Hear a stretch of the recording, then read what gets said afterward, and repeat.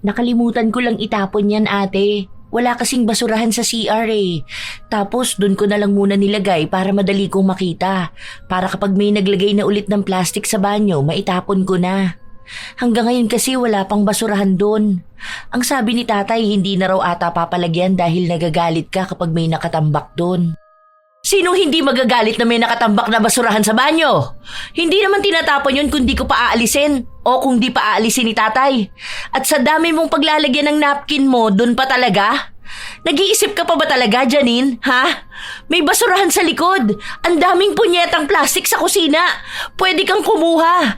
At yun ang isabit mo sa banyo at gawing basurahan. Utang na loob. Pagod na ako sa'yo. Sa sobrang tamad mo, wala ka ng maayos na ginagawa. Ang tamad mong asikasuhin ang sarili mo. Ang tamad mo para magkikilos sa bahay. Nang dahil sa'yo, inuuod na kami. Nagkakasakit kami sa kadugyutan mo. Namamaho kami rito. Sana ikaw na lang ang mamaho eh. Kasumpa-sumpa naman tong pakikisama sa'yo sa iisang bahay. Sana, sa sobrang katamaran mo sa lahat ng bagay, bumaho ka na talaga ng tuluyan. Maging amoy bulok ka. Maging amoy basura. Ewan ko kung di ka magtanda. Buwisi talaga!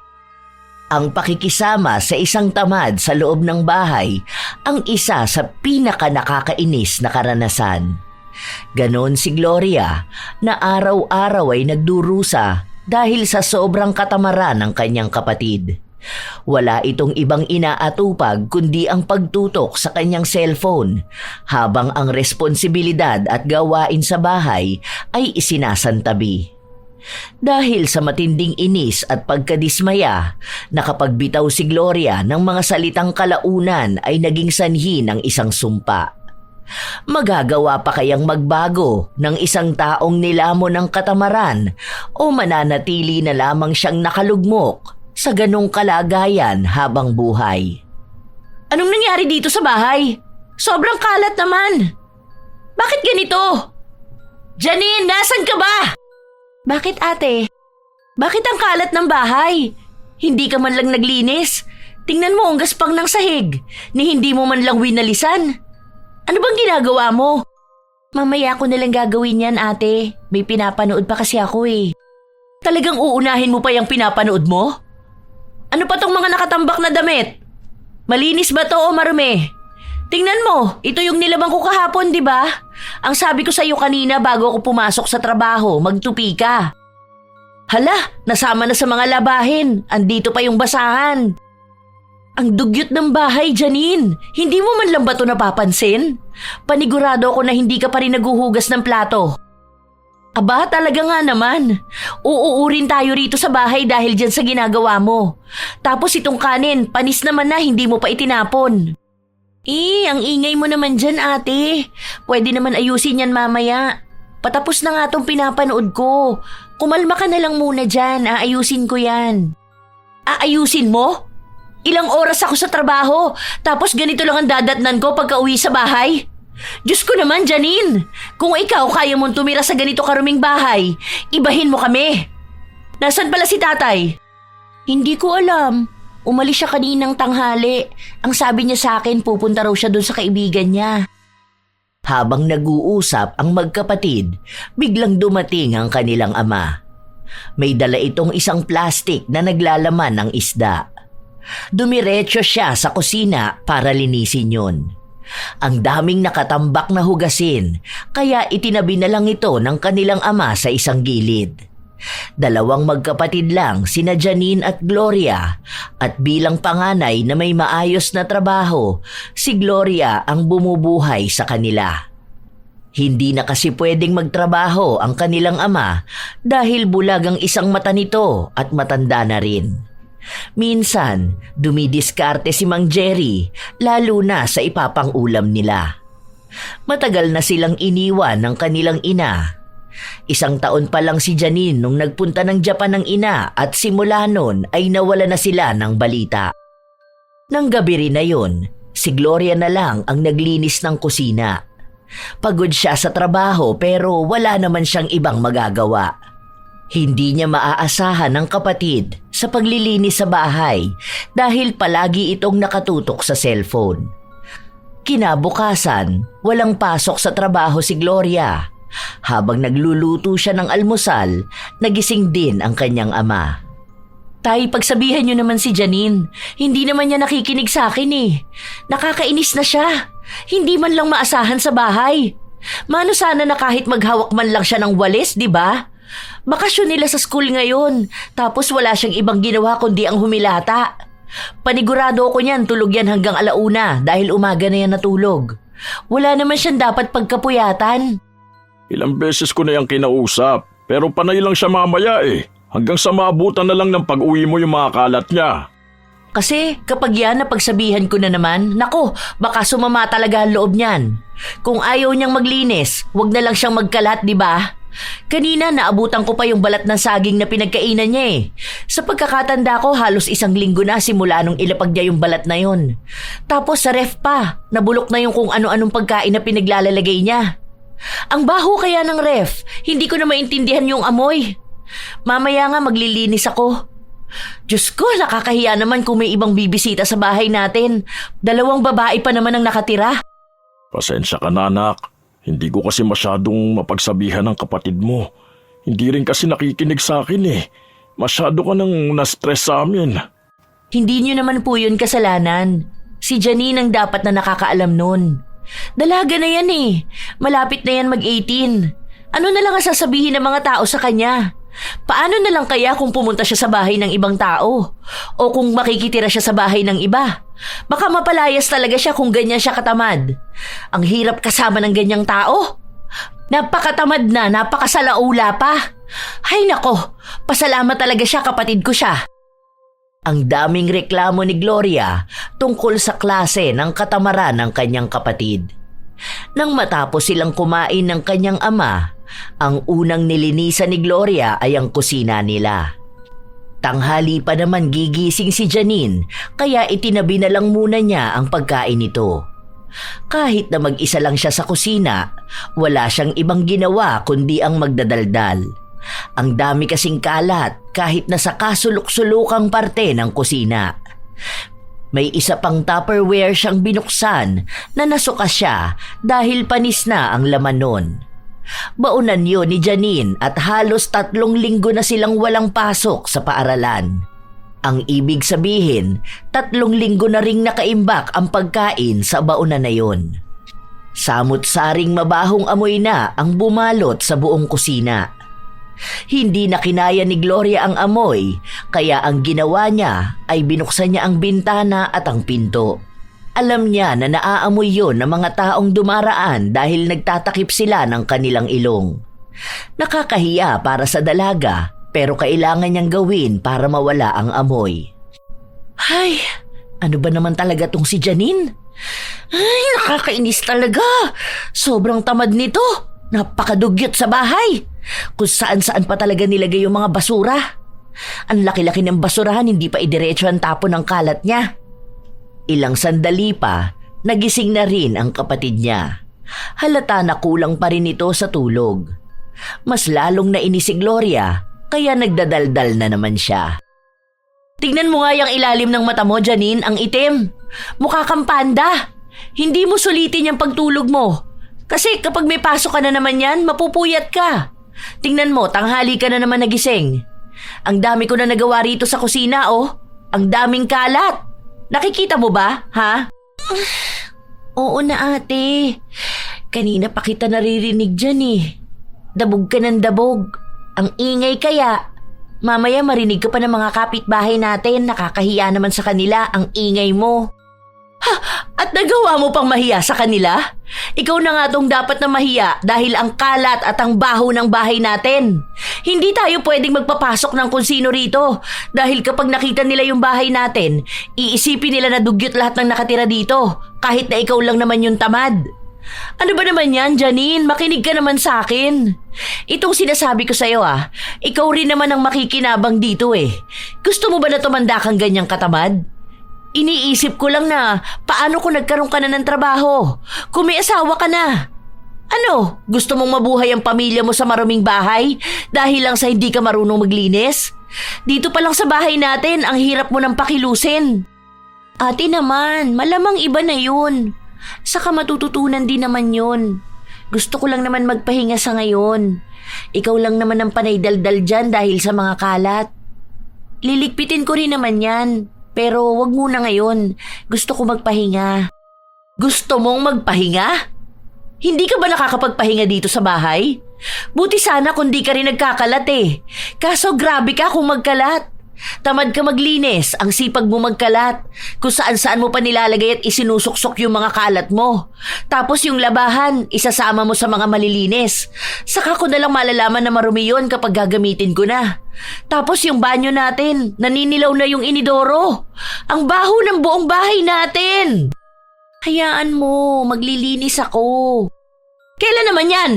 Kapag hinintay kita maglinis ng bahay, mabubulok talaga tayong lahat. Tumulong ka naman sana. Oo na ate. Kakain na muna ako. Oh, walang hugasin sa lababo ha? Baka naman pwede mo nang hugasan yung gagamitin mo. Isang plato lang yan ha? Baka itambak mo pa yan dyan. Magsasalang na ako ng labahan. Titingnan ko pa kung alin ang malinis at marumi. Pagkatapos mo dyan kumain, ayusin mo yung mga basura sa likod tapos pumunta ka sa sala, magwalis ka ron. Oo na ate. Oo na. Panay ka dyan, oo! Gawin mo! Patuloy pa rin nagbubunga nga si Gloria. Sumunod naman ang kapatid niya pero mabilisan na lang din. Hindi pa maayos ang pagkakawali sa sahig at may mga kalat pang naiwan. Kahit na anong sabihin ni Gloria, panay lang sabi ng mamaya ang kapatid niya. Palaging ganon ang nangyayari. Isang beses sa isang linggo lang walang pasok sa trabaho ang dalaga, pero sa halip na magpahinga na lang siya, wala siyang ibang ginawa kundi ang maglinis ng kalat ng kapatid niya. Isang gabi, pagka-uwi ni Gloria, naabutan niya ang ama na naglilikom ng mga sinampay kaya tinulungan niya ito. Ngayon palang kukunin to mga sinampay, tay? Ang sabi ko kanina kay Janine, tanggalin na to bago maghapon. Anong oras na tapos ikaw pa ang kumuha? Nasaan na naman ba si Janine? Wala siya, nasa plaza. Nanonood sila ng basketball. Laro daw nung kaibigan nila. Kanina pa ba yun wala? Hindi naman, mga alas 3 yun nagpaalam sa akin. Tapos nakatulog ako. Kagigising ko lang kaya ngayon ko lang naalala itong mga sinampay. Oo nga pala, kumain ka na. Nagluto ako doon, may pritong isda. Ay, nakaka-stress na talaga kasama sa bahay si Janine. Tingnan mo, nagkalat na naman ang mga sapatos. Malamang naghalongkat yan ang gagamitin niya. Bakit ba ganyan ang batang yan? Ayoko sanang ikumpara siya sa iba pero yung anak ni Aling Conchi, ang sipag na bata. Palagi ko yung nakikitang nagwawalis ng bakuran nila kada umaga. Tapos yun pa naglalaban ng mga damit nila. Si Janine, kahit panty na lang niya, hindi niya pa malabhan. Nung nakaraan may tagus pa ng regla niya yung hinubad niya. Tinuruan ko na nga siya na kapag ganon, dapat lalaban niya agad. Pinagsabihan ko nga siya kanina dahil ang kalat ng kwarto niya. Hinahanap ko rin yung mga tasa tapos nakita ko nasa kwarto niya lahat. Kapag tapos niyang gamitin, di niya kasi nilalabas. Inutusan ko siya, ayun, umalis lang bigla. Sana naman matuto rin siya sa buhay. Hindi naman siya bata na dapat palaging sundan ang ginagawa. Nasanay na lang siya sa panay siya mamaya. Ang hirap pagsabihan, paulit-ulit na lang ayaw niyang makinig. Ewan ko talaga kung saan siya pupulutin kapag mag-isa na lang siya sa bahay. Tapos ganyan siya katamad at kadugyot. Naku po, talaga namang uuurin siya kahit buhay pa siya. Ilang araw pa ang lumipas, wala pa ring nagbago sa pagiging tamad ni Janine.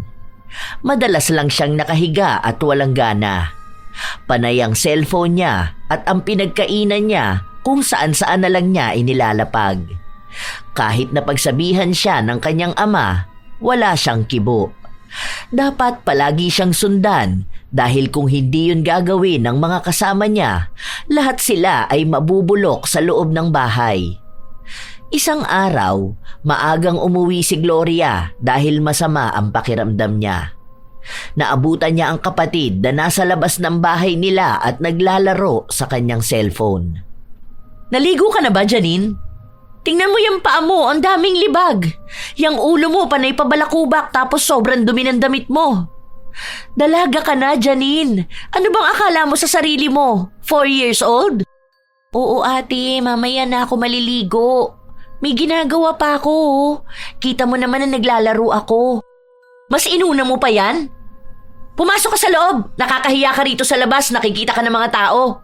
Ano na lang ang iisipin ng mga yan? Ay, nako. Bakit ba ganyan ka? Ang sama na ng pakiramdam ko pero masasama pa lalo sa ginagawa mo. Huwag mo na kasi akong pansinin. Wala naman akong ginagawang masama sa'yo ah. Hayaan mo na lang ako. Hahayaan kita? Na maging ganyang katamad? Sobra tong ginagawa mo, Janine. Sa totoo lang. Hindi to gawain ng normal na tao. Oo, pwede kang tamarin lalo na kung pagod ka o sadyang wala kang ganang kumilos. Pero hindi ganito kalala.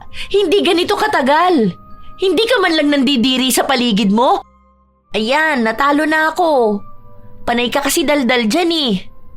Oo na, kikilos na ako mamaya. Kung gusto mo, magpahinga ka na sa kwarto mo. Kakainis naman kasi.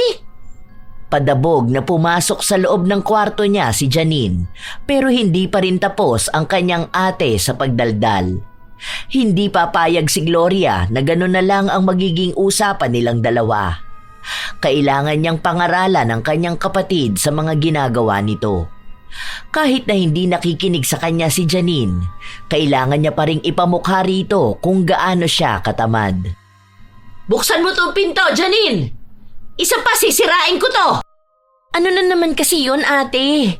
Akala ko ba masama ang pakiramdam mo? Bakit hindi ka pa matulog? Hindi naman ako maingay. Uminom ka ng gamot tapos magpahinga ka. Hindi yung masama na ang pakiramdam mo, gusto mo pa ako pagalitan. Paulit-ulit na lang sa pagsabing tamad ako. Hindi ko lang naman magawa kaagad yung utos nyo dahil ang dami. Dahil ang dami? Ano bang mga utos sa'yo, ha? Kung makapagreklamo ka dyan, akala mo ginagawa kang alipin ng mga tao rito sa bahay.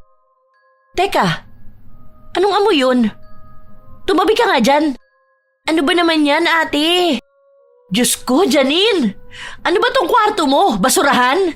Tingnan mo, oh, may mga ipis dyan, hindi ka man lang nandidiri. Diba, kalalaba ko lang nung nakaraan? Pinapalabas ko sa'yo lahat ng labahin mo. Tapos ang daming mantsa ng sahig mo. Nanggigitata pa sa dumi ang kumot at sapin mo. Ang sabi ko sa'yo nung nakaraan, magpalit ka na ng sapin at punda mo, diba? Nakakaya mong matulog sa ganyang karuming higaan? Yung mga balat ng pinagkainan mo nasa sahig lang. Grabe ang kalat ng kwarto mo! Hindi lang basta kalat, dahil daig mo pang natutulog sa basurahan. Maglinis tayo ngayon. Saka na yan, ate. Tinatamad pa akong kumilos eh. Oo na, sige na, lilinisin ko yan kapag may oras ako. Mamaya magpapalit na ako ng sapin ko. Hindi! Ngayon natin gagawin. Walang mamaya, walang bukas. Ngayon mismo. Kahit masama ang pakiramdam ko, maglilinis tayo ng kwarto mo. Nakakasuka rito sa loob. Sobrang baho. Grabing katamaran mo, Janine. Alam mo ba, hindi lang basta katamaran yung meron sa'yo. Parte ng 7 deadly sins yung ginagawa mo. Tutal, panay ka naman cellphone. Bakit hindi mo i-search kung ano yung sloth? Yon, malalaman mo bakit parte ng 7 deadly sins yon. Nakakapunyeta naman to. Matanda ka naman na sana para pagsabihan pa ng ganito eh. Napakadugyot mo naman! Hindi ko alam kung nasobrahan ba kami sa pagmamahal sa'yo kaya hindi mo nagawang kumilos para sa sarili mo. Hindi lang bahay natin ang pinabayaan mo sa katamaran na yan kundi pati sarili mo. Tingnan mo yung libag mo sa katawan mo, oh. Anong sinasabi ng mga kaklase mo sa'yo, ha? Wala naman silang sinasabi sa akin, ah. Ewan ko ano ba kasing problema niyo sa akin. Maayos naman ako. Wala lang talaga akong oras harapin yung paglilinis. Naliligo rin naman ako. Nag-aasikaso sa sarili ko. Busy lang talaga ako. Hindi ka busy, Janine. Tamad ka. Tamad! Paano ka magiging busy kung nasa bahay ka lang palagi, ha? Hindi naman ikaw ang nagtatrabaho, di ba? Kung ako nga nagkakaroon pa ako ng oras para sa bahay, kahit na ilang oras ang trabaho ko, tapos ikaw, ganito ang ginagawa mo? May pasok ka sa school o wala, parehas lang na hindi ka kumikilos sa bahay. Ayan, kadiri, inuuod na yung panty mo. Oh, tingnan mo to, may mga uod, di ba? Alam mo ba na pwede kang magkasakit dahil sa ganito? Itapon mo na to. Kunin mo yung walis at daspan sa labas. Hey, kadiri! Kinikilabutan ako sa nakikita ko. Ang baho pa ng kwarto mo. Tamad na tamad kung kumilo si Janine. Ang bagal niya pa kaya galit na galit ang kanyang ate. Sa tuwing uutusan siya nito, palagi niyang sinasabi na ilapag na lang muna sa isang gilid at kukunin na lang niya mamaya. Kaya nagiging dahilan yun para mas lalong magalit sa kanya ang kapatid. Dahil sa nangyari, palaging tinitingnan ni Gloria ang kwarto ng kanyang kapatid at sa tuwing nakikita na naman niyang may kalat ito, pinagsasabihan niya. Pero wala talagang ginagawa si Janine. Palagi pa rin siyang nakatutok sa kanyang cellphone at nakahiga. Hindi siya madalas maligo dahil mas gugustuhin niyang nakahilata lang sa kama o kaya sa sofa. Ilang masasakit na salita na rin ang sinabi ni Gloria sa kapatid pero para bang hindi na tinatablan nun si Janine. Bawat salitang sinasabi niya, lalabas lang din sa kabilang tenga. Sumapit ang linggo. Wala na namang pasok si Gloria, kaya maaga siyang gumising para mag-ayos. Kinatok niya rin ang pinto ng kanyang kapatid. Bakit ate? Maligo ka na para makakain na tayo. Magsisimba pa tayo. Bilisan mo lang kumilos ha. Yung damit na huhubarin mo, ilabas mo agad. Huwag mo isampay sa banyo. Maglalaba ko mamaya pag uwi. Ayoko ate. Saka na lang ako sasama sa inyo. At bakit ayaw mo? Hindi pa ako natutulog. Saka wala akong gana lumabas ngayon. Kayo na lang ni tatay. Matutulog pa ako eh. Baka sa simbahan lang ako makatulog. Ilang buwan ka nang hindi sumasama sa pagsisimba. Pati ba naman sa paglilingkod sa Diyos? Tamad na tamad ka? Basta. Kaya nyo naman na yan. Matutulog na ako. Lock nyo na lang ang pinto. Pinagsarhan ni Janine ng pinto ang kapatid kahit na nais pa siyang kausapin ni Gloria. Napabuntong hininga na lang ang dalaga at bakas sa kanyang mukha ang dismaya. Ang mag-ama na lang ang umalis at pagbalik nila sa bahay, gising na si Janine. Naabutan nila itong nasa sala, nanonood sa kanyang laptop. Nandiyan na pala kayo? Nagugutom na ako. Hindi nyo man lang ako tinirhan ng ulam. Anong hindi tinirhan? Meron sa ref. Nagluto ka na lang sana ng hotdog. Nakakatamad naman magluto. Akala ko pa naman nagluto na si ate kanina. Luto mo ko, tay. Nagugutom na ako. Kanina pa ako gisingin, nanghihina na ako sa gutom. Nanghihina ka na pala sa gutom? Bakit hindi mo asikasuhin ang sarili mo? Paano na lang kung wala kami ni tatay? Baka namatay ka na mag-isa mo rito. Kuha mo rin akong tubig, ate, pagpupunta kang kusina. Hindi ka ba marunong kumilos para sa sarili mo? Magluto ka dyan kung gusto mo. Pagod din ako. Maglalaba pa ako at maglilinis ng bahay. Huwag ka dyan panaynood. Hindi ka na nga nagsimba. Ang lakas pa ng loob mo mag-utos sa akin. Para nakikisuyo lang sa'yo eh. Sa susunod magsisimba na ako. Hindi lang ako nakasama ngayon kasi nga inaantok pa ako. Hindi na kumibo pa si Gloria. Agad na siyang pumasok sa loob ng kwarto. Nakakaramdam pa rin siya ng inis sa kanyang kapatid dahil sa mga ginagawa nito sa buhay at sa panay katwiran niya sa pagiging tamad. Si Mang Jerry naman, sinubukan ulit kausapin ang bunso niyang anak. Nak, tulungan mo naman ang ate mo. Hindi ka ba naaawa sa kanya? Bago siya pumasok sa trabaho, siya nagluluto. Kapag uwi niya naman, siya pa maghuhugas ng plato. Tapos kapag day off niya, sa halip na magpahinga siya o gumala kasama ng mga kaibigan niya, mas inuuna niya pang linisin ang bahay. Hindi ka man lang ba nasasaktan kapag pinagsasalitaan ka ng ate mo? Siya lang naman kasi nagpapaka-stress sa sarili niya. Ako nga walang pakialam eh. Chill-chill lang. Lagi niya kasing napapansin yung paligid kung kikilos ba ako o hindi. Pwede naman palaging mamaya na lang gawin. Nagmamadali kasi siya lagi. Hindi kasi ganyan ang tamang gawain, anak. Totoo naman kasi ang sinasabi sa'yo ng ate mo eh. Paano kung wala na kami sa tabi mo, di ba? Kung ikaw na lang mag-isa sa buhay mo, paano ka na? Hindi naman pwedeng manggitata ka dahil sa sobrang katamaran mo. Kahit sarili mong katawan, hindi mo pa maalagaan eh. Hindi naman po ako tamad, tay. May pagkakataon lang talaga na hindi ako makakilos kaagad. Pero hayaan niyo po, magiging masipag na rin ako balang araw. At kailan naman darating ang balang araw na yan? Kapag talagang wala ka ng pagpipilian? Ang ayaw lang namin ng ate mo, yung magmukha kang nakakadiri sa ibang tao. Kasi sa totoo lang dalaga ka na eh. Paano kung may manliligaw ka na ha? Tapos dadali mo sa bahay natin, tapos ganito kagulo. Paano kung nagkaroon ka na ng pamilya? Hindi naman pwedeng itira mo ang pamilya mo sa bahay na marumi at makalat. Oo nga po, Tay. Hintayin niyo po, sisipag din ako. Luto niyo na lang ako ng pagkain ko.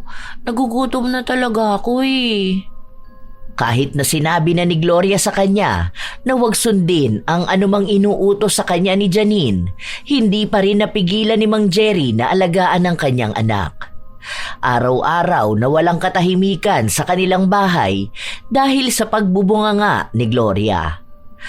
Halos magwala na siya sa bahay nila at itinatapon ang lahat ng gamit nila.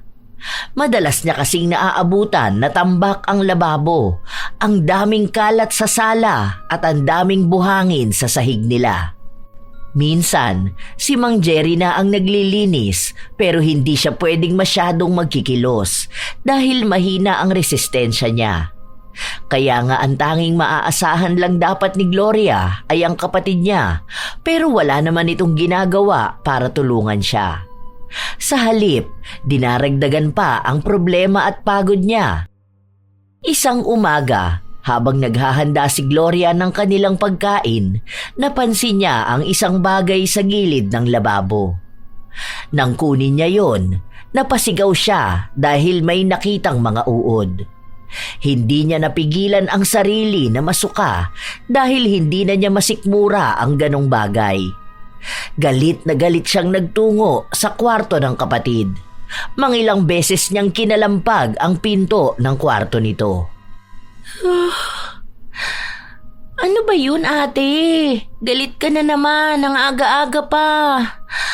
Katutulog ko lang, ginising mo na ako. Ano na namang kadugyutan ang ginawa mo sa kusina? Ano na naman bang ginawa ko? Yung napkin mong dugyot ka, nandoon nakasuksok sa gilid ng lababo. Napakadugyot mo! Kung di ko pa nakita yon, baka mas maraming uod pa. Tapos nasa lababo pa naman, dun mo pa sinuksok sa gilid ng platuhan natin. Ano ba naman yan, Janine? Hindi ko na kinakaya yung kababuyan mo. Sobrang katamaran mo, pati ba naman yung pinaggamitan mo kung saan-saan mo nilalagay? Hindi mo man lang maitapon ng maayos? Nakakadiri ka! Hindi ko ma-imagine kung gaano na to katagal doon. Dahil sa sobrang busy ko, hindi na ako makaligpit masyado sa bahay. Diyos ko po! Nakalimutan ko lang yan itapon, ate. Wala kasing basurahan sa CR eh. Tapos dun ko na lang muna nilagay para madali kong makita. Para kapag may naglagay na ulit ng plastic sa banyo, maitatapon ko na. Hanggang ngayon kasi wala pang basurahan doon. Ang sabi ni tatay, hindi na raw ata papalagyan kasi nagagalit ka kapag may nakatambak doon. Sinong hindi magagalit na may nakatambak na basurahan sa banyo? Hindi naman tinatapon yun kung di ko pa aalisin o kung hindi pa aalisin ni tatay. At sa dami mong paglalagyan ng napkin mo, doon pa talaga? Nag-iisip ka pa ba talaga, Janine? Ha? May basurahan sa likod. Ang daming punyetang plastic sa kusina. Pwede kang kumuha at yun ang isabit mo sa banyo at gawing basurahan. Utang na loob. Pagod na ako sa'yo. Sa sobrang tamad mo, wala ka nang maayos na ginagawa. Ang tamad mong asikasuhin ng sarili mo. Ang tamad mo para magkikilos sa bahay. Nang dahil sa'yo, inuuod na kami. Nagkakasakit kami sa kadugyutan mo. Namamaho kami rito. Sana ikaw na lang ang mamaho eh. Kasumpa-sumpa naman tong pakikisama sa'yo sa iisang bahay. Sana, sa sobrang katamaran mo sa lahat ng bagay, bumaho ka talaga ng tuluyan. Maging amoy bulok ka. Maging amoy basura. Ewan ko kung hindi ka magtanda. Buwisit talaga! Ilang araw na hindi nagpansinan ng magkapatid. Kahit na magkasama silang kumakain sa iisang lamesa, hindi sila nagkikibuan. Hinahayaan lang din ni Mang Jerry dahil alam niyang galit talaga si Gloria habang wala namang pakialam si Janine. Kahit na ganon ang nangyayari, hindi pa rin nagbabago si Janine sa pagiging tamad niya. Ang kanyang ate pa rin ang naghuhugas ng plato, ang naglalaba, ang nagtutupi ng mga damit. Hanggang sa dumating ang araw na hindi na nilalabhan ni Gloria ang damit ng kapatid, pero tila ba baliwala yon kay Janine dahil ang dami naman niyang damit. Tay, pakiabot tong pera kay Janine. Allowance niya yan para next week. Start na ng pasok nila eh. Hindi pa rin kayo nag-uusap magkapatid ano? Saka ko na siya kakausapin kapag hindi na siya tamad. Naiinis pa rin ako sa kanya. Walang pakiramdam dito sa bahay. Tingnan mo yung pinagkainan niya, hindi man lang niligpit. Akala ata katulong niya ako. Pagpasensyahan mo na ang kapatid mo ha? Lagi naman siya pinagpapasensyahan kaya nga naging ganyan yan. Pati sa pagsisimba nga kinatatamaran yan. Wala naman sana siyang gagawin kundi makinig. Ewan ko ba dyan?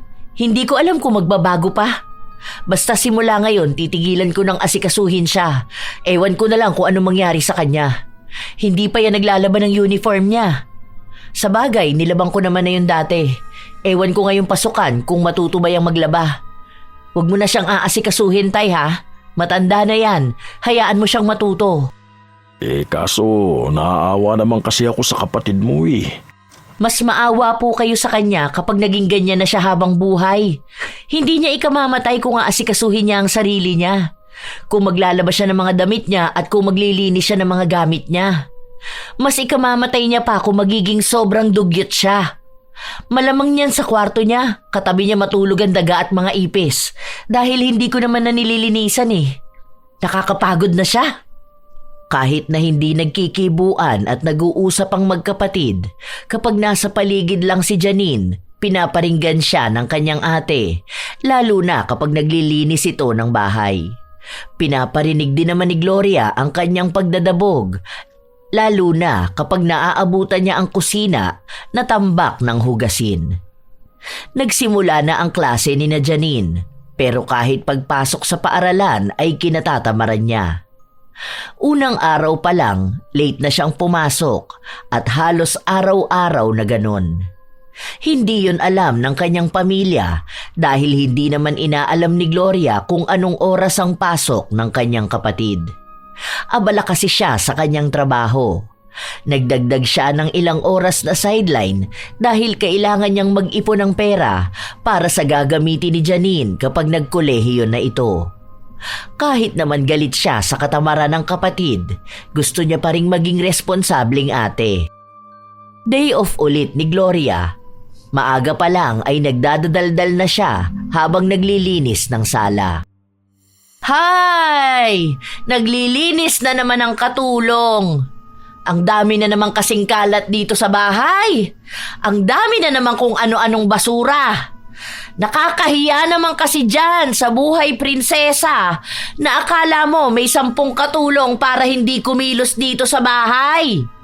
Napakasarap talaga maging isang senyorita na pinagsisilbihan sa lahat ng bagay. Linggo ngayon, sana naman may maglaba na dahil baka mabulok na ang mga damit. Kumilos naman sana. Igalawang katawan, aba. Tanghali na! Gising na! Pagsilbihan naman ang sarili. Nakakasama yung pagiging tamad. Hindi na naman nagsimba dahil tinatamad lumabas ng bahay. Naku po, hindi na natakot sa kasalanan. Habang nagdadaldal si Gloria, bumukas ang pinto ng kwarto ng kanyang kapatid. Napaatras pa siya nang maamoy ang kakaibang baho. Hindi niya maipaliwanag kung anong amoy yun. Basta mabaho. Maligo ka na nga, Janine. Ang baho mo naman. Bad breath ka pa. Ang dami nating toothpaste, mag-toothbrush ka naman. Hindi ka ba nababahuan sa sarili mo? Hindi mo ba naaamoy, ha? Kasi kami, amoy na amoy namin. Mamaya na, nanonood pa ako. Oh, huwag ka munang humiga dyan sa sofa. Ang baho mo talaga. Amoy basura na hindi ko maintindihan. Maligo ka doon. Para kang bata na pinipilit maligo. Hindi ka na talaga nahihiya. Mamaya na nga kasi, ano ba naman yan? Nanonood pa ako eh. Maliligo naman ako mamaya. Saka wala namang pasok sa school. Pwede namang bukas na lang maligo. Talagang ipagpapabukas mo pa yan? Ano? Ganyan ang magiging amoy mo ngayon? Talagang ipapaamoy mo sa amin yan buong araw? Ang layo mo sa pwesto ko, amoy na amoy ko yung baho ng hininga mo. Oo na. Tatapusin ko lang to. Mamaya na, mga 1 oras pa. Kapag hindi ka tumayo dyan ngayon, ako magdadala ng pampaligo mo rito. Wala akong pakialam kung mabasa itong mga gamit natin. Bubuhusan talaga kita ng tubig dyan na may sabon. Ano ba yan? Pati pagligo ko kailangan pambantayan. Nakakatamad nga maligo araw-araw eh. Hindi naman siguro nakakamatay kung di maliligo, di ba? Bakit kasi pati ito bantay sarado pa? Ay, ano ba naman kasi? Nagdadabog na nagtungo si Janine pabalik sa kanyang kwarto at lumabas siya na bitbit ang kanyang tuwalya. Sandali lang, oy. Ano yung bitbit mo? Mas malinis pa ang basahan natin kesa dyan sa tuwalya mo ah. Magpalit ka ng tuwalya. Kumuha ka doon sa kwarto ni tatay. Hindi na, okay na to. Papakuhanin mo pa ako, nakakatamad. Nakakatamad? Para dyan mo lang kukunin sa kwarto? Saglit na lakad lang yan, hindi ka naman maghahalongkat. Okay na kasi to. Saka na ako magpapalit. Papamunas lang din naman to eh. Mababasa lang din. Halo ang inis at awa sa mukha ni Gloria habang nakikita niya ang kapatid niyang bitbit ang maruming tuwalya. Naaalala niya na ilang linggo na niyang hindi nilalaban ang mga damit nito at ni minsan hindi niya nakita ang kapatid na naglaba.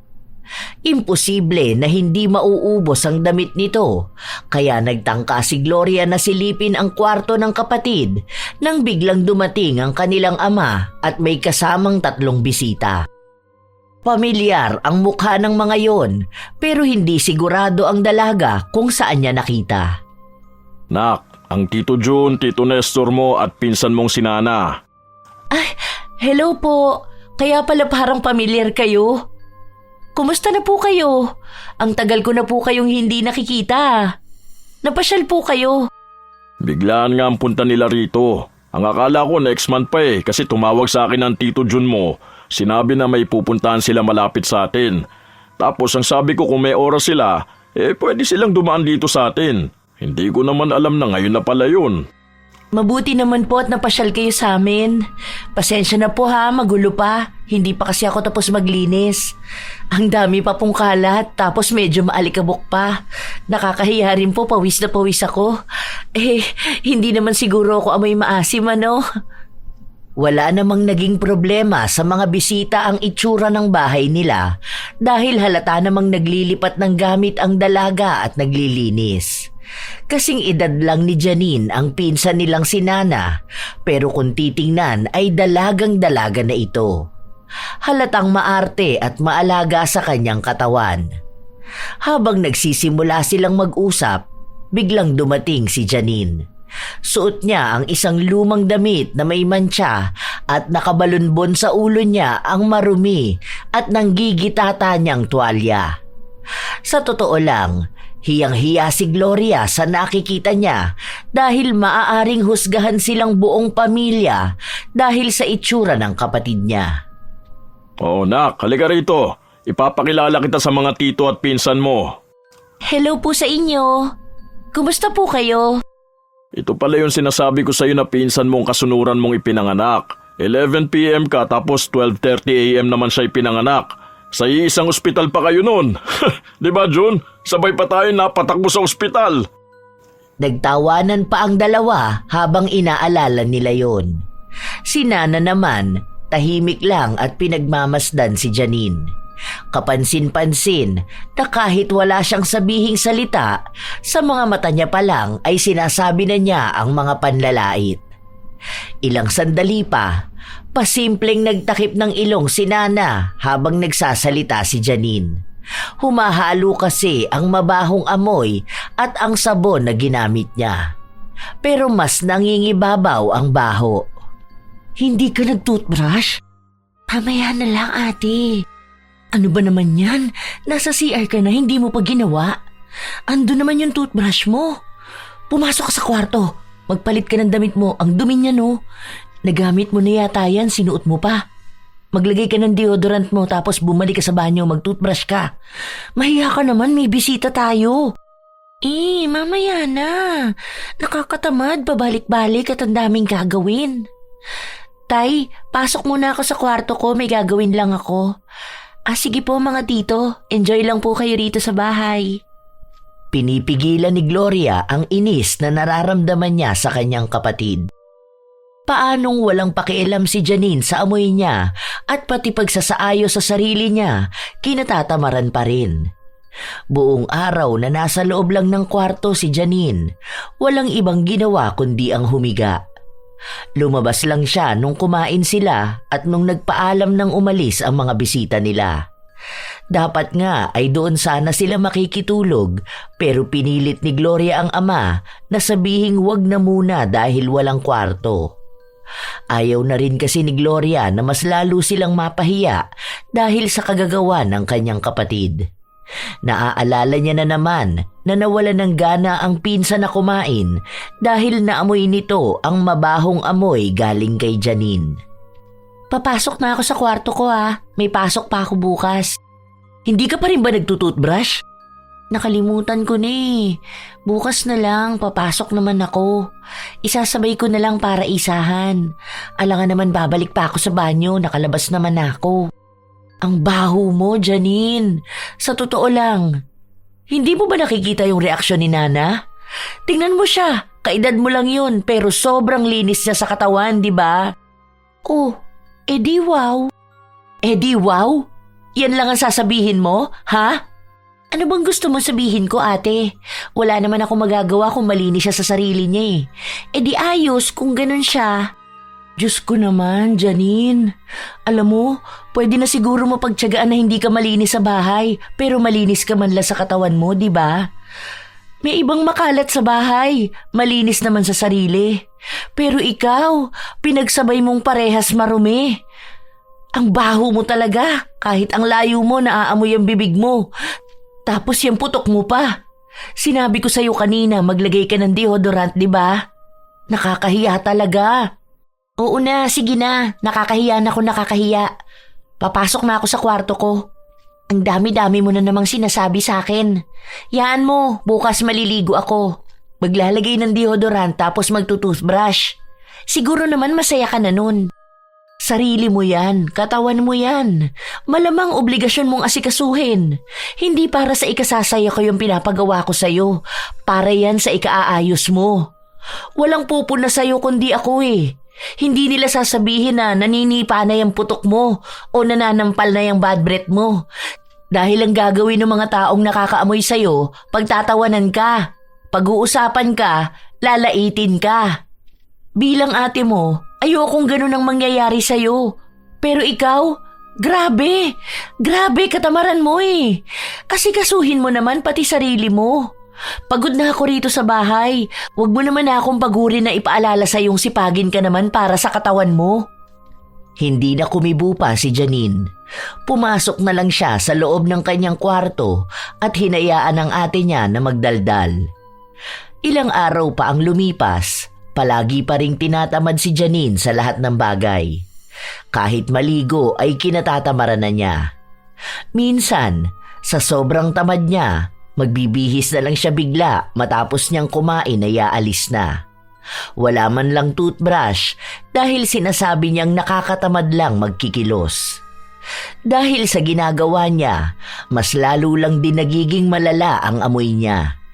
Maraming umiiwas sa kanya at walang tumatabi dahil pakiramdam nila ay ikamamatay nila ang amoy ni Janine.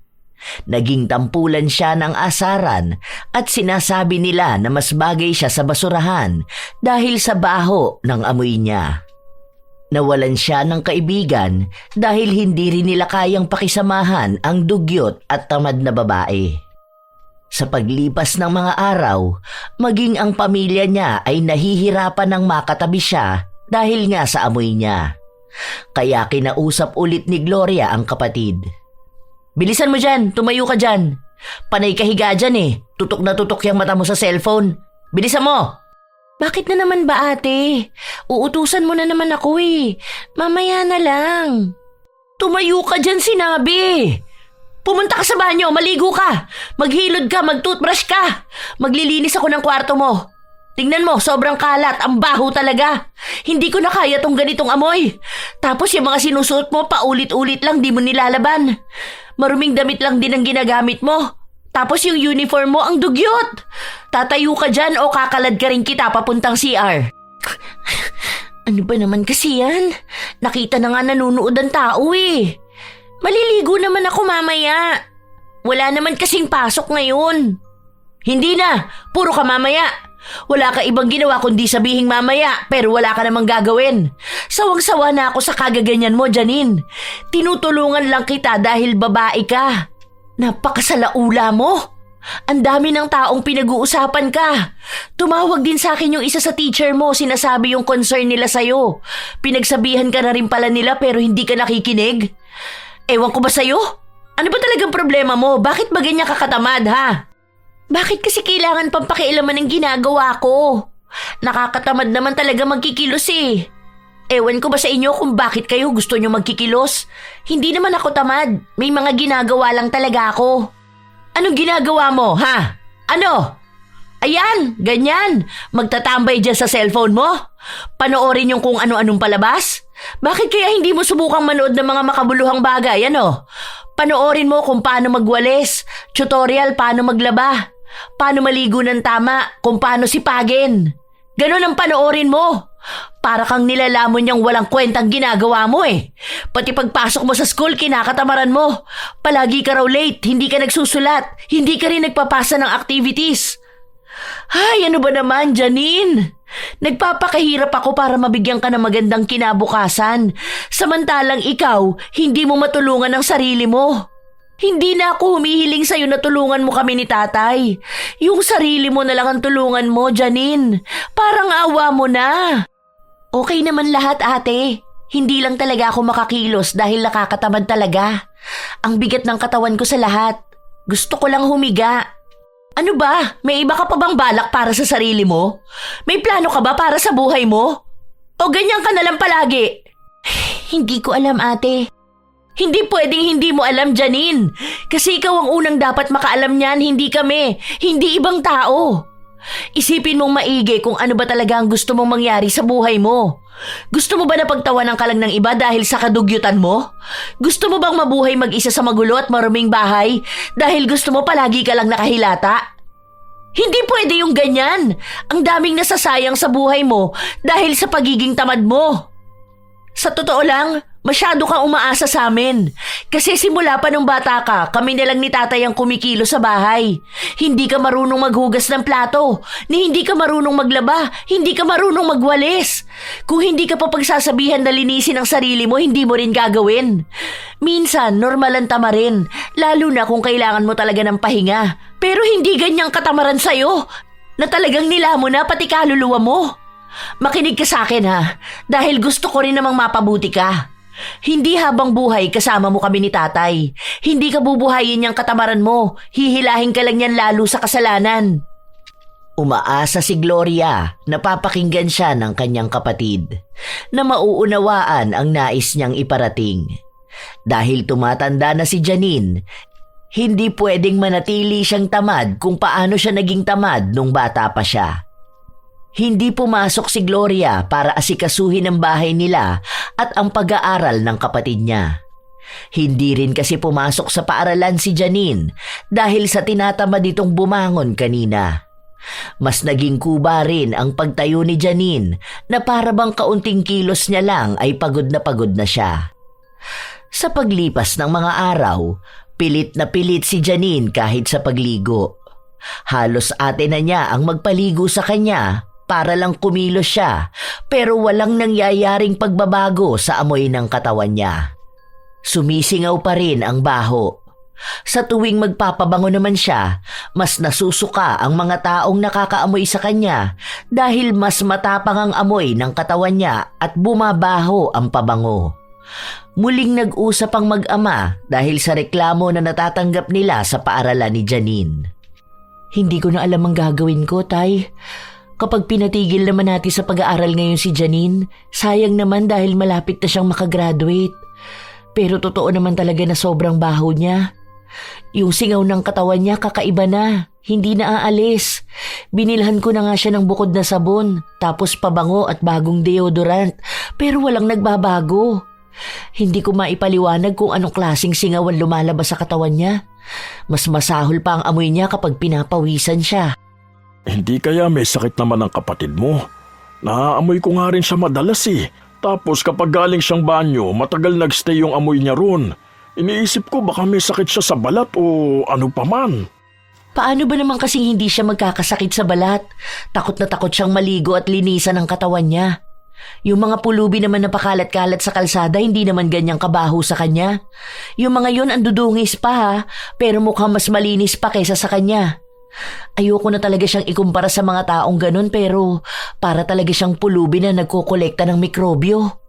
Siguro patigilin mo na lang muna sa pag-aaral para hindi ka na makagastos pa ng malaki.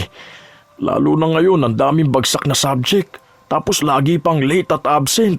Minsan bigla na lang siyang umuwi kahit hindi pa naman nila uwian. Ang rason niya sa akin, nakakatamad mag-aral. Hayaan mo na lang siguro muna ang kapatid mo.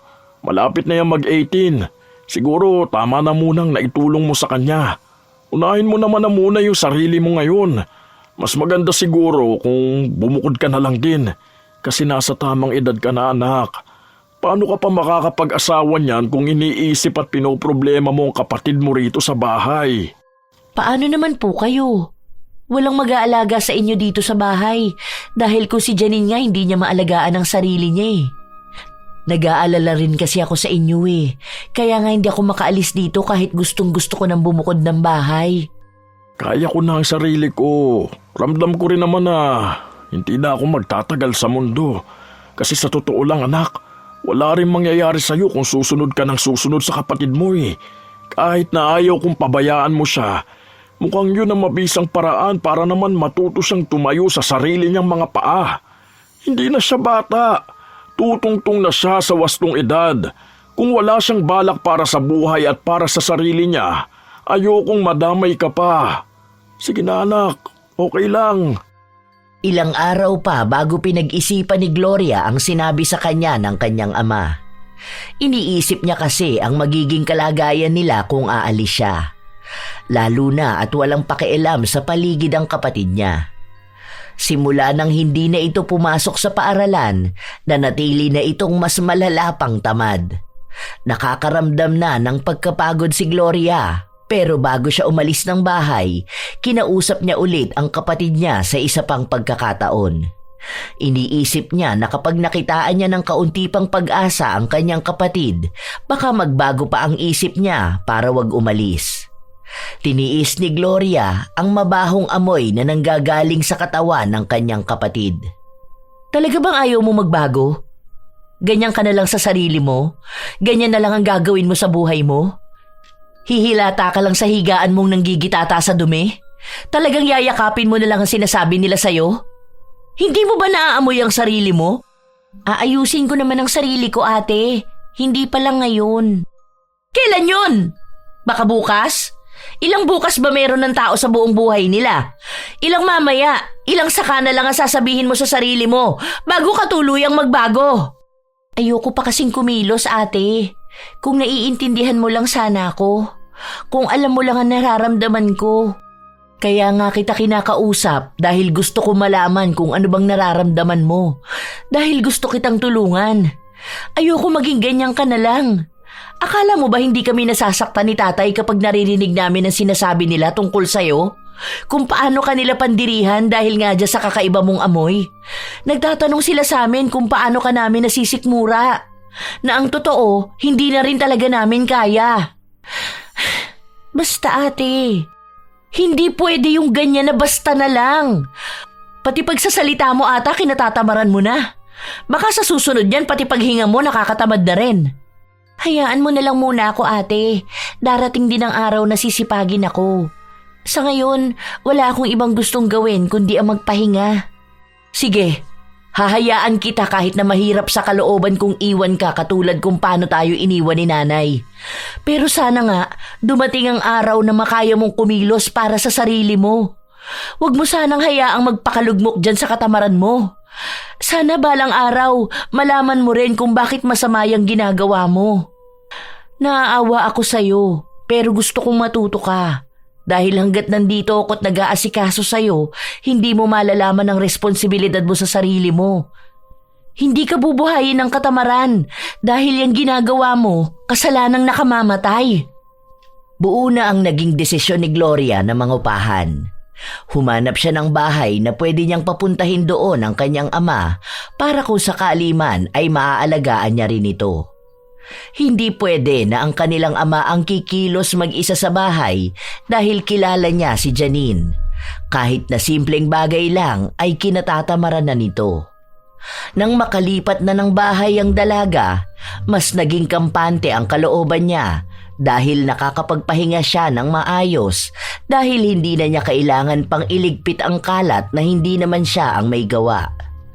Kahit na nag-aalala siya sa kalagayan ng kapatid, sinusubukan naman niyang tawagan ng kanyang ama at sinasabi lang sa kanya na walang pagbabago kay Janine. Hindi na rin lumalabas ng bahay ang kapatid niya dahil sa amoy niya. Mabilis na lumipas ang araw hanggang sa sumapit na sa 18 taong gulang si Janine. Hindi nagpakita si Gloria pero pinadalhan niya ng handa ang kapatid. Sinubukan niya ring tawagan ng ama kung anong nangyari sa araw na yon. Salamat pala sa pinadala mo, nak. Nakakain na kami ni Janine pero ang dami pang natira ngayon. Itinabi ko na lang para may makain kami sa susunod pa. Bakit? Hindi kayo nagbigay ng pagkain sa mga kapitbahay? Wala ba siyang naging bisita? Ayaw namang tanggapin ng mga kapitbahay natin dahil nantidiri sila. Iniisip pa lang nila kung anong meron sa bahay natin ayaw na nila. Naaamoy na rin kasi sa labas yung baho ni Janine. Kahit na nasa loob lang siya ng kwarto umaalingasaw yun. Talagang ayaw na ni Janine kumilos para makaalis siya sa ganyang sitwasyon, ano? Lumipat ka na lang ng bahay, Tay. Pwede ka naman dito sa akin kesa naman nagtitiis ka dyan. Hayaan na lang muna natin si Janine. Hindi na. Kaya ko pa naman siyang samahan dito. Oh, ayos lang po ba kayo, Tay? May sakit ka ba? Medyo masama lang ang pakiramdam ko pero ayos lang ako. Huwag kang mag-alala, nak. Sige na pala, tulog na tayo. Mag-iingat ka dyan, ha. Palagi kang magsasara ng pinto mo. Tapos maging alerto ka lalo na mag-isa ka lang dyan nakatira. Hindi na nakapagsalita pa ang dalaga dahil pinatay na agad ng kanyang ama ang tawag. Simula nun, hindi na gaanong nakakatawag si Gloria sa ama dahil hindi ito sumasagot. Pakiramdam niya ay may sakit ang ama kaya sinadya niyang puntahan ito sa bahay nila. Malayo pa lang siya, tanaw na niya ang mga kapitbahay nilang nakatingin sa kanya at nagbubulungan. Nang tumapat siya sa bahay nila, naamoy niya ang hindi mawaring baho.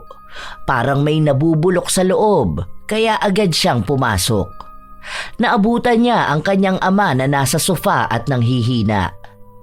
Tumambad kay Gloria ang nakakakilabot na kalat sa bahay nila. Parang tambakan ng basurahan. Kung saan-saan na lang nakakalat ang mga damit, nakahalo sa mga panis na pagkain. May mga dumi ng daga, napakaraming ipis at ang lamok pa sa loob. Galit na galit si Gloria pero hindi niya hinarap ang kapatid niya. Dinala niya muna sa ospital ang kanyang ama. Ano ka ba naman, anak? Bakit gumastos ka pa para dalhin ako sa ospital? Kailangan ko lang naman ng pahinga. Kailangan mo ng pahinga sa maayos na bahay, Tay. Kapag nakalabas ka rito, doon ka natitira sa inuupahan ko. Hindi ka pwede doon sa bahay. Nakakatakot yung itsura. Kaya ka nagkakasakit dahil ang dumi ng paligid. Malamang ginagapangan ng daga at ipis yung mga plato doon. Hindi ko kaya. Kinilabutan ako sa itsura ng bahay. Kaso paano naman ang kapatid mo? Baka hindi na yun kumain kapag wala akong niluto. Alam mo naman na hindi ko yun kayang iwan mag-isa Naaawa ako sa kanya. Kung siya nga hindi niya iniintindi ang sarili niya Hindi na, Tay. Basta, doon ka sa bahay. Akong bahala kay Janine. Matanda ka na tapos sa ganun ka nakatira. Kung siya kakampi niya ang mga germs dahil sa katamaran at kadugyutan niya, ibahin niya tayo. Hindi pwede yung ganyan na nagkakasakit ka. Habang nasa ospital si Jerry, bumalik ang dalaga sa bahay nila kung saan naabutan niya ang kapatid niyang nasa kusina at kumakain sa maruming plato. Madungis din ito, pero mukhang wala siyang pakialam dahil nakatutok lang siya sa kanyang cellphone at tumatawa sa pinapanood niya. Hindi na uuwi rito si tatay. Hindi ko na rin babayaran ng bill sa bahay na ito. Bahala ka ng kumita ng para sa sarili mo, Janine. Hindi na kami babalik ni tatay sa maruming bahay na to. Bakit naman ate? Ano na naman bang nagawa ko? Naku, wala. Wala kang nagawa. Dahil wala kang ginagawa. Totoo pala talaga na ang baho mo. Sobra. Malamang di mo naaamoy ang sarili mo. Dahil kung naaamoy mo, hindi mo hahayaan na maging ganyan ka. Ewan ko ba? Hindi pa dumating yung balang araw na sinasabi mo para sipagin ka at kumilos para sa sarili mo.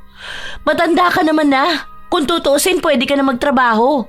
Buhayin mo na ang sarili mo dahil pagod na ako maghintay ng pagbabago mo. Pagod na kaming hintayin kung kailan ka sisipagin. Bahala ka sa buhay mo. Bahala ka sa katamaran mo. Umalis si Gloria at hinayaan na lang ang kapatid niya. Tinotoo ni Gloria ang sinabi niya na hindi niya susustentuhan ang kanyang kapatid. Naputulan ng kuryente at nawalan din ng tubig ang dati nilang bahay. Kahit na ganon, hindi pa rin naman maiwasan ni Gloria na mag-alala sa kanyang kapatid. Gusto niyang tulungan ito, pero iniisip niya na kapag tinulungan niya si Janine, baka tuluyan na ngang makalimutan ni Janine na iangat ang sarili niya. Ilang araw pa ang lumipas, tumawag sa kanya si Janine at nagpapatulong na maghanap ng trabaho. Gusto na raw nitong subukang gumawa ng hakbang para sa sarili niya. Nakakapanibago ang ganitong salita para kay Gloria dahil sa tuwing magtatanong siya sa kapatid, lagi lang sinasabi nito na sa susunod na lang niya aayusin ang buhay niya. Pero ngayon, gumagawa na ng maliliit na hakbang si Janine kung paano nga ba niya maisasaayos ang kanyang buhay. Nakipagkita si Gloria sa kapatid niya. Sa labas sila nagkita kung saan naghintay si Janine na matapos ang trabaho ng kanyang ate. Napansin ni Gloria na maayos ang suot ng kapatid niya at nagawa na rin itong magsuklay. Pero ang amoy ng katawan niya, isa sa dahilan kaya iniiwasan siya ng mga tao. Hindi rin sila pinapasok sa kainan dahil kumakalat sa aircon ang amoy ni Janine. Dito na lang tayo ate. Pwede naman dito sa labas eh. Mabuti naman naisipan mong ayusin ang sarili mo. Paano nangyari yon ha? Bigla ko na lang naisip na tama ka nga. Walang ibang tutulong sa akin kundi ang sarili ko. Nakita ko yung mga dati kong kaklase. Maayos ang buhay nila ngayon. Samantalang ako, walang patutunguhan ng buhay. Tamad na tamad sa lahat ng bagay. Naisip ko na lang bigla na mali pala talagang isinawalang bahala ko lahat ng bagay dahil naghihintay akong sipagin ako. Pero hindi pala darating ang kasipagan na yun kung hindi ako gagalaw. Totoo na ba yung mga sinasabi mo? Mamaya dinadaan mo na lang ako sa mga ganito dahil alam mong hindi kita matitiis. Totoo na ate, pero hindi ko alam paano ko magsisimula. Parang ang daming gumugulo sa utak ko eh. Gustong-gusto ko na ngayon magbago, pero minsan hinihila pa rin ako ng kung anong bagay sa sarili ko para wag kumilos. Ang hirap lumaban, pero gusto kong magbago. Mahihirapan ka talaga niyan sa ngayon. Pero ang gawin mo, unti-untiin mong kumilos. Mas makakapag-isip ka ng maayos kapag malinis ang paligid mo. Yon ang dapat mong unahin. Saka mo malalaman kung ano na yung mga dapat mong isunod gawin. Huwag ka mag-alala, tutulungan kita. Pero hindi ibig sabihin nun na ako ang gagawa ng lahat. Aalalay lang ako, pero ikaw pa rin ang dapat kumilos, lalo na kung para sa sarili mo. Nagkasundo ang magkapatid. Hindi maitatanggi ni Janine na hirap na siyang labanan ang katamaran niya. Minsan, ayaw niyang tumayo sa kanyang higaan. Ang gusto niya lang ay humilata at kikilos lang siya kapag gusto niya, pero yon ang klase ng ugali na pilit niyang inaalis sa kanyang sarili. Nagawa na niyang paunti-unting linisin ang loob ng kwarto niya hanggang sa paglilinis ng mga kalat sa bahay nila. Kapag walang trabaho ang ate niya, tinutulungan siya nito. Pero madalas na si Janine ang kumikilos. Pati na rin ang dati niyang kinatatamaran na pagligo na bago niya na yon. Inaasikaso na niya ang kanyang sarili pero kahit na ganon, hindi pa rin nawawala ang mabahong amoy sa kanyang katawan. Kahit na anong gamitin niyang sabon, hindi yun nawawala. Habang magkasama ang kapatid, napag-usapan nila ang bagay na yun.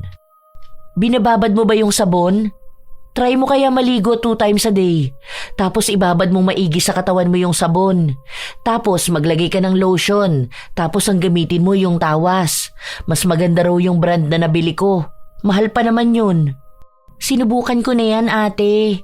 Ngayon nga lang halos 2 oras ako sa banyo. Nakababad yung sabon. Tapos 3 beses ako nagsabon pero wala talagang nangyayari eh. Baka hindi na to maaalis, no? Bakit naman kaya biglang nangyari sa'yo yan? Teka lang, hindi kaya dahil yan dun sa nasabi ko sa'yo nung galit na galit ako sa'yo? Ano yun? Hindi ko maalala. Yung parang isinumpa kita na maging mabahong-mabaho ka at di na yun maaalis. Hindi ko maalala yung eksaktong sinabi ko pero parang ganun. Ano namang kinalaman nun? Totoo ba yung mga sumpa na ganyan?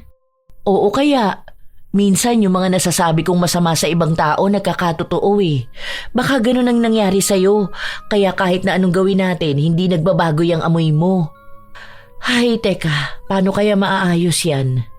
Magsisearch ako kung paano mawawala yung mga sumpa-sumpa. May nakita ko rito ate. Ang sabi, pwede raw mawala sa pamamagitan ng albularyo, ganun. May kakilala ka ba? Wala eh, pero magtatanong ako kay tatay. Hindi ko kasi alam yung mga ganyan eh. Sorry ha, kung nakapagsalita ako ng masama sa'yo. Ako nga ang dapat mag-sorry sa'yo ate. Kasi alam ko na grabe na yung pinaggagawa ko kaya nakapagbitaw ka ng salita sa'kin. Sinagad ko yung pasensya mo. Tapos ako kahit pa anong sabihin mo sa'kin, chill-chill lang ako. Kasi alam ko naman na kahit nagagalit ka sa'kin, kikilos ka pa rin para sundan yung mga kalat ko. Hanggang sa tuluyan ka na talagang sumuko. Sorry talaga ate. Basta ngayon, gusto kong totohanin mo ang sinabi mo na hindi ka na ulit magiging tamad ha. Huwag mong balikan yung mga ginawa mong yun. Kasi sa totoo lang, ang pangit tingnan ng isang taong tamad. Mula sa bahay nila hanggang sa sarili nila at lalong-lalo na sa pananampalataya nila. Nagkaayos ang magkapatid at nagtulungan sila kung paano maaalis ang sumpa kay Janine. Kahit na ilang beses silang lumapit sa albularyo, tila ba hindi ganon kadaling maalis ang sumpa. Nangangamoy mabaho pa rin si Janine at doon na siya tuluyang nakakaramdam ng hiya sa ibang tao. Lalo na kapag lumalabas sila at nagsisimba. Hindi naman niya maaalis sa mga tao na husgahan siya dahil mabaho naman talaga siya. Kahit naman sino ay hindi na naising tagalan na tumabi sa taong kagaya niya. Ang ginawa na lang ni Janine, pinagpatuloy niya ang pagbabago at tinalikuran ng pagiging tamad. Mas lalo na niyang nililinis ang bahay nila, ang katawan niya at ang kanyang kaluluwa sa pamamagitan ng kasipagan niya sa pananampalataya. Palagi siyang nagdarasal na maging maayos na siya. Hanggang sa unti-unti na rin na nagbago ang amoy niya. Nawala na ang tapang at nakakasulasok na baho kaya pinagpapatuloy niya pang mas pag-igihan ang pagbabago niya. Nang maging masipag na siya sa gawaing bahay, bumalik na ang kanyang ate at ama sa kanilang bahay kung saan sama-sama na ulit silang titira doon. Amuyin mo nga ako ate. Okay lang ba? Hindi na ba ako ganun kabaho? Hindi naman na. Mabuti na lang talaga hindi ka na ganun kabaho, no? Medyo na lang ngayon pero naaagapan naman na ng pabango. Hindi tulad dati na yung pabango pa mismo ang bumaho. Oo nga ate. Nakakahiya nga kapag naaalala ko yun. Hindi ko na alam anong kahihiyan talaga ang pinagagawa ko noon. Mabuti na lang talaga natuto na ako. Mas maganda pala talaga kapag maayos. Mabuti naman anak, hindi ka na tinatamad. Himala, Ang linis na palagi ng kusina natin. Marunong ka na maghugas ng plato samantalang noon basta na lang lapat ng sponge sa plato, banlaw tapos lagay na sa platuhan. Hindi mo tinitingnan kung natanggal ba ang dumi. Mabuti nga, Tay. Naku, naalala ko noon yung mga kutsara natin, meron pa mga kanin-kanin na tumigas. Sa galit ko, hinugasan ko lahat ng plato tapos siya ang ginagawa niya lang. Nakatingin sa cellphone niya, tapos tawa ng tawa.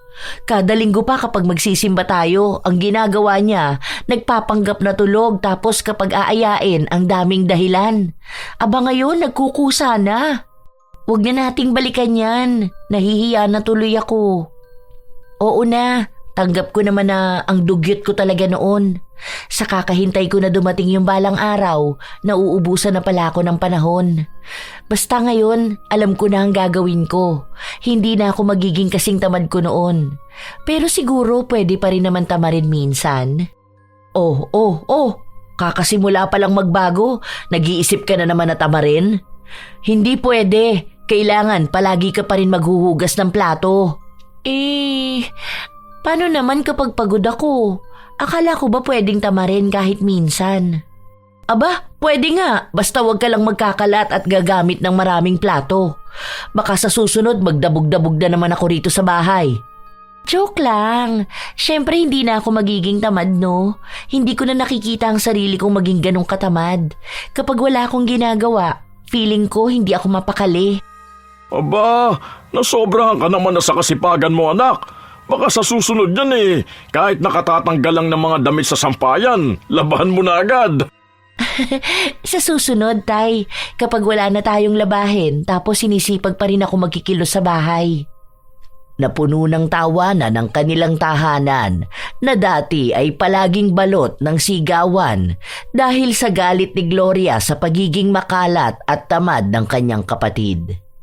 Sa paglipas ng panahon, bumalik sa pag-aaral si Janine pero isinasabay niya ang kanyang trabaho dahil nais niyang tulungan ang kanyang ate.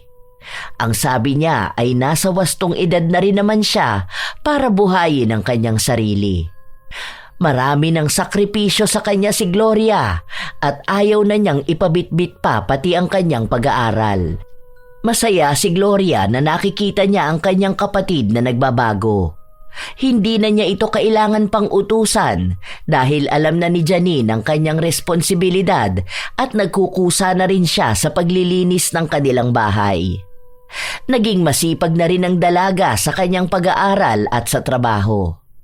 Doon, unti-unting napagtanto ni Gloria na may pag-asa pala talaga na magbago ang mga taong tamad kung talagang gugustuhin nila. May pagkakataon lang talaga na tila ba nilalamon sila ng kanilang kaisipan para hindi kumilos. Pero kung lalabanan nila ang katamaran, makikita nila kung gaano nga ba kaayos ang mundo kapag nagsipag sila. Nang magkaroon na ng nobyo si Gloria, lumipat na rin siya ng bahay hanggang sa nagpakasal na siya at nagkaroon ng sariling pamilya. Habang si Janine naman ay kasama pa rin ng kanilang ama.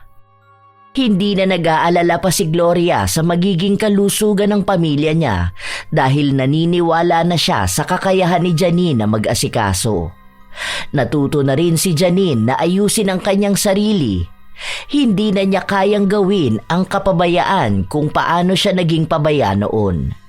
Binibigyan niya na ng oras ang kalinisan sa sarili at hindi rin nila pinababayaan ang kalinisan ng kanilang kaluluwa.